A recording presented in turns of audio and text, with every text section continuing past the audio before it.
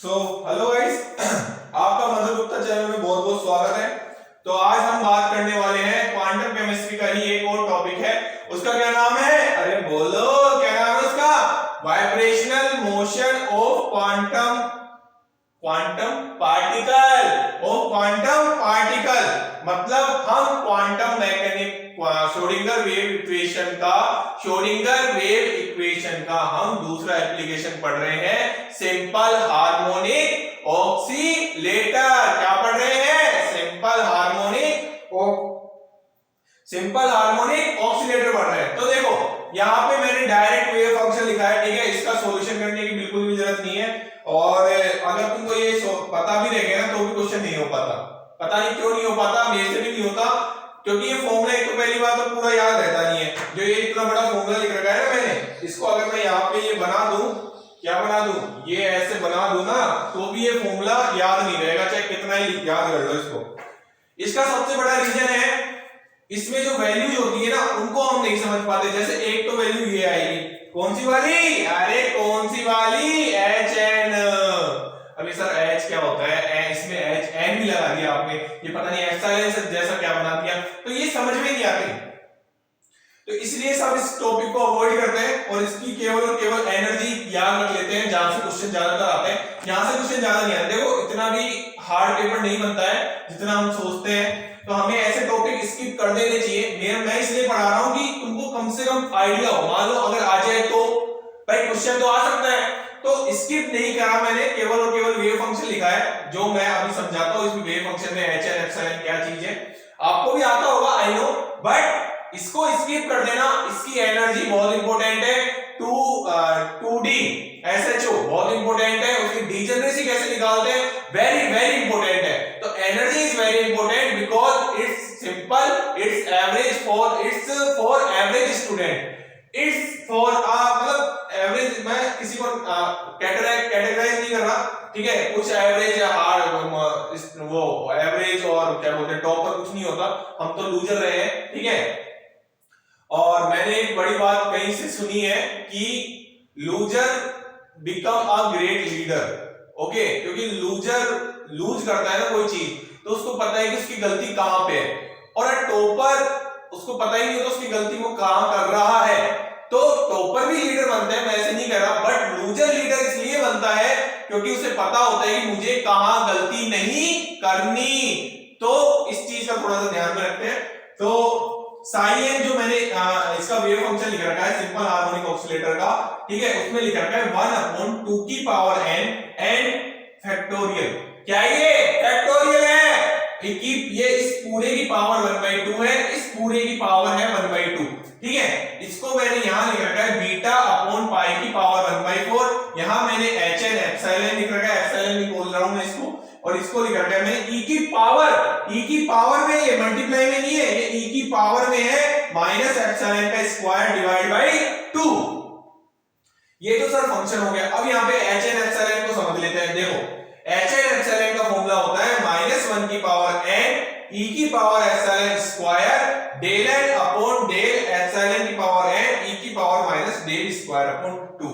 Sir ये तो याद रहेगा नहीं, निश्चित सी बात है, मैंने बोला उसमें मैं थक गया, तो ये याद रहेगा नहीं आपको। सीधा सीधा वैल्यू याद रखो, h0 एप्सिलॉन n बराबर 0 के लिए h0 एप्सिलॉन किसके बराबर होगा?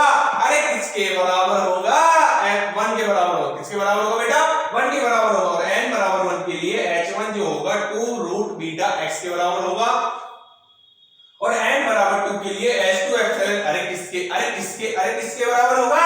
4 epsilon square minus 2, 4 epsilon square minus 2।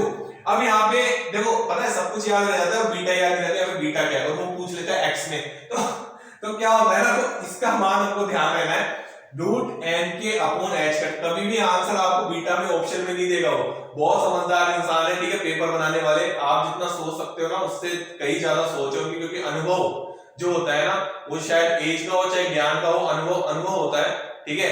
तो beta equal to root n के अपॉन h का लिख रहे हैं, और यहाँ पे h कट क्या है? अरे h कट क्या है यहाँ पे?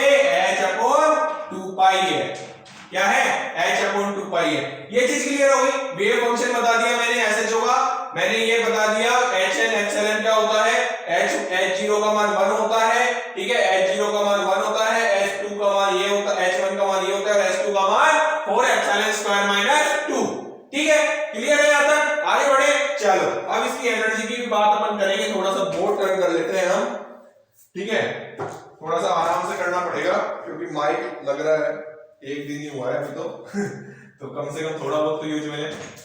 आई थिंक आवाज क्लियर आ रही होगी, और नहीं भी आ रही होगी तो कोई दिक्कत नहीं, अपनी आवाज बहुत बुलंद है, कोई दिक्कत वाली बात नहीं, बाबा श्याम की कृपा है अपने ऊपर।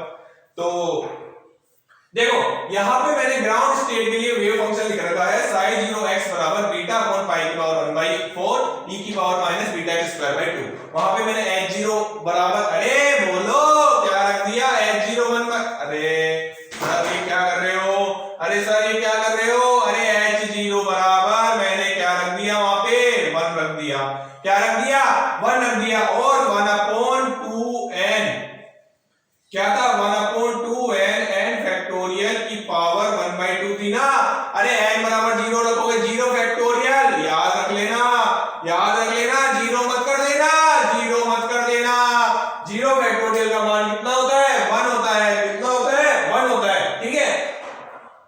इसके बाद डिस्टर्ब बहुत कर रहा है, इसके बाद 1/2 की n बराबर यहां पे क्या रखोगे, अरे क्या रखोगे, 2 की पावर 0 बराबर होता है 1, तो इसका मान तो पूरे का क्या हो जाएगा, 1 हो जाएगा, क्या हो जाएगा, 1 हो जाएगा, और यहां पे आ जाएगा बीटा अपॉन पाई की पावर 1/4 e की power minus beta x square by 2। Clear है? बीटा का मान क्या बताया था, अरे क्या बताया था, रूट m के अपॉन, अरे सर क्या कर रहे हो, क्या कर रहे हो, क्या कर रहे हो, ये देखो रूट m के अपॉन h कट बताया था। क्लियर है? h कट बराबर h अपॉन 2 पाई, ठीक है। अब यहाँ पे जो k था ना, अरे वो क्या है, स्प्रिंग, अरे पढ़ते नहीं क्या हम, अरे पढ़ते नहीं क्या हम, किसमें, अरे किसमें नहीं पढ़ते, हार्मोनिक मोशन में नहीं पढ़ते क्या, SHM नहीं पढ़ा आपने, स्प्रिंग लटका देते हैं तो उसकी जो स्ट्रेंथ की बात होती है वो किससे होती है, k से होती है, किससे होती है, k से होती है, बॉन्ड स्ट्रेंथ को यहाँ पे रिप्रेजेंट करता है स्प्रिंग की, ठीक है। चलो फॉर फर्स्ट एक्साइटेड स्टेट के लिए मैंने ये लिखा है रूट वो बीटा अपॉन पाई की पावर 1/4, यहां पे मैंने इसका मान रख दिया है h1 एप्सिलॉन का मान रख दिया है, अरे क्या रख दिया है, h1 एप्सिलॉन का मान शायद 2 रूट बीटा ही था, यहां पे तो x भी तो आएगा नहीं, x तो आएगा ही, लेकिन शायद मेरे हिसाब से देख लेना, कंफर्म कर लेना, x भी आएगा h1 एप्सिलॉन में, पीछे लिख रखा है, मतलब आपने नोट कर लिया होगा, e की power minus beta x square by 2।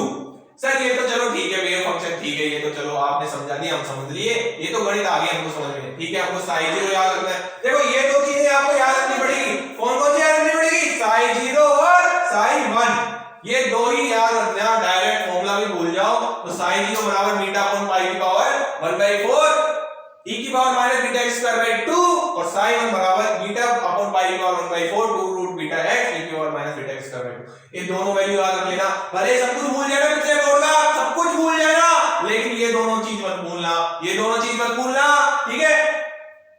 अब यहां पे मैंने लिख रखा है वाइब्रेशनल एनर्जी, क्या बात है सर, पहुंच गए क्या एनर्जी पे, बिल्कुल पहुंच गए, और हमने यहां पे लिख रखा है n+1/2 hv या म्यू मान लो, अरे यार क्या मान लो, म्यू, ठीक है। अब यहाँ पे जो n है ना, अरे क्या है, अरे क्या है, n यहाँ पे हम 0 भी रख सकते हैं, मैंने क्या बताया था, पार्टिकल इन बॉक्स में n बराबर 0 नहीं रख सकते क्योंकि फंक्शन क्या हो जाता था उसमें, अरे बोलो, फंक्शन उसमें 0 हो जाता था सर, यहाँ पे नहीं होता, यहाँ पे नहीं होता, तो यहाँ पे e बराबर 0 + 1/2 करोगे तो h/2 आ जाएगा। क्लियर है? अब इसको थोड़ा सा और समझते हैं, मैं थोड़ा सा मिटाने का लिया रहा हूं, ठीक है। तो अब देखिए आप इसको थोड़ा सा रफ करते हैं और एनर्जी वो पढ़ लेते हैं, ये समझ में आ गया, ये समझ में आ गया, देख लो, स्क्रीनशॉट ले लो, ठीक है, ये लो।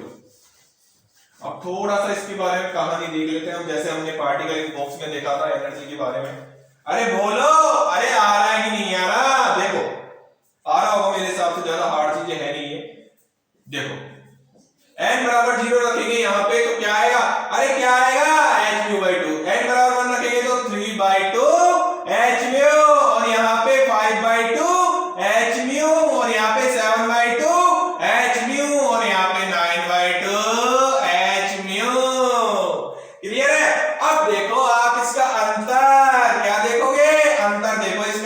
अंतर देखो, अरे समझ में आ रहा है क्या? अरे कुछ समझ में आ रहा है क्या? अरे बोलो, अंतर देखोगे तो अंतर आ रहा है हर किसी में। क्या आ रहा है?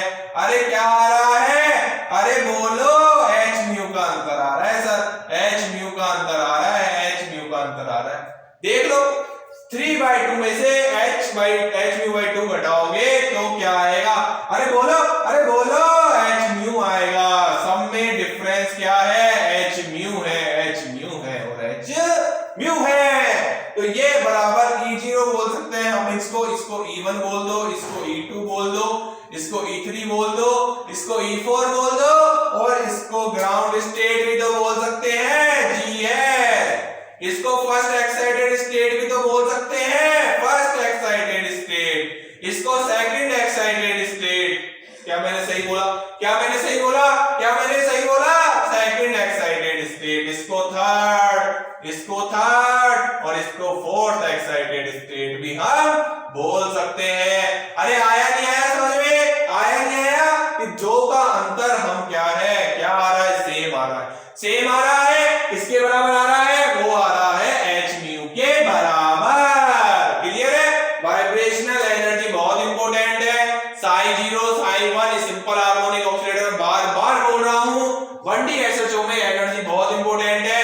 ये ध्यान से सुन लेना, समझ लेना और दिमाग में बैठा लेना, ठीक है। हम एक ही डायरेक्शन की बात कर रहे हैं, इसमें डीजेनरेसी का कोई रोल है नहीं। हम जब 2D बॉक्स की बात करेंगे तो उसमें डीजेनरेसी आएगी और ये तुरंत नेक्स्ट वीडियो में आपको 2D बॉक्स के 2D SHO के बारे में जानकारी मिलेगी। आई थिंक ये वीडियो ज्यादा लंबी नहीं होनी चाहिए, एक बार आप इसको उतार लें।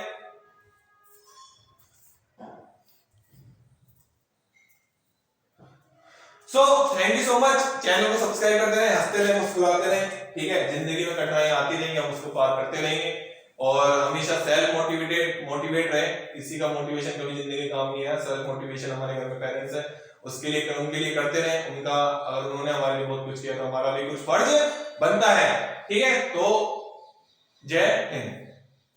ओके।